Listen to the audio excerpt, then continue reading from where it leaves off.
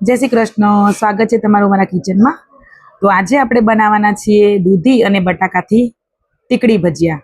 તો આપણે ચણાની દાળના મગની દાળના તો બનાવતા જ હોઈએ છીએ, પણ આજે આપણે દૂધી અને બટાકાથી બનતા મસ્ત મજાના આપણે તીકડી ભજીયા બનાવવાના છે। તો વિડીયોને પૂરો જોજો, સ્કીપ ના કરતા, ને મસ્ત મજાની ગરમ ગરમ ચા અને પકોડા તો જોતા જ ખાવાનું મન થઈ જાય ને એવા બનીને તૈયાર થાય છે। ઉપરથી એકદમ ક્રિસ્પી અને અંદરથી એકદમ સોફ્ટ।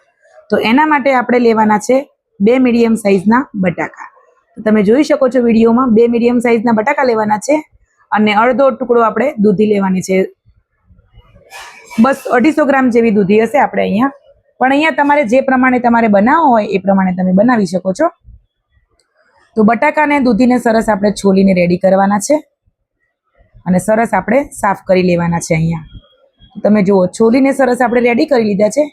તો આ ટાઈપની મીડિયમ સાઇઝની છીણી હોય, આ ટાઈપની, એમાં આપણે છીણીને રેડી કરવાના છે।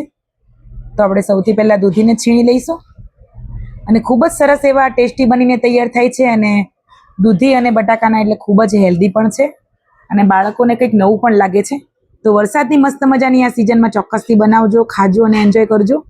તો દૂધી સરસ છીણીને આપણે અહીંયા રેડી કરી લીધી છે। તો અહીંયા આપણે બટાકાને પણ સરસ આપણે છીણી લેવાનું છે। તો બંને આપણે સરસ અહીંયા છીણી અને રેડી કરી લીધા છે। તો એમાંથી આપણે બધું જ પાણી જે એક્સ્ટ્રા છે એ બધું નીકાળી લેવાનું છે। તો હાથ વડે આપણે હાથમાં લઈને દબાવીને જેટલું પાણી નીકળે એટલું આપણે એનું નીકાળી લેવાનું છે। પાણીને ફેંકવું ના હોય તો તમે ફેસ પેકમાં પણ ઉપયોગ કરી શકો છો, કેમ કે બટાકાનું પાણી દૂધીમાં એડ થઈ ગયું છે એટલે પીવાય નહીં। જો એકલી દૂધીનું હોય તો આપણે પી શકીએ, પણ બટાકાનું છે એટલે સાથે ના પીવાય। એટલે તમે જો ફેસ પેક બનાવવું હોય તમારે તો એમાં ઉપયોગ તમે લઈ શકો છો, ખૂબ સારું એવું રિઝલ્ટ મળે છે એમાં પણ।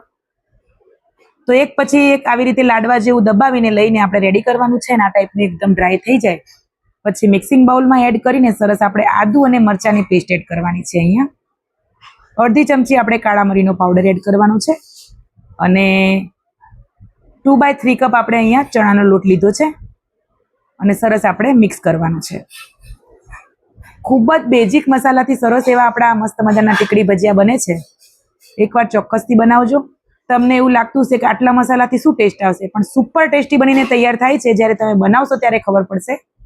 તો અહીંયા 1/4 કપ આપણે ચોખાનો લોટ લીધો છે, 2/3 કપ આપણે બેસન લીધું છે અને 1/4 કપ આપણે ચોખાનો લોટ લીધો છે। ટેસ્ટ પ્રમાણે મીઠું એડ કરવાનું છે, સરસ આપણે મિક્સ કરી લેવાનું છે।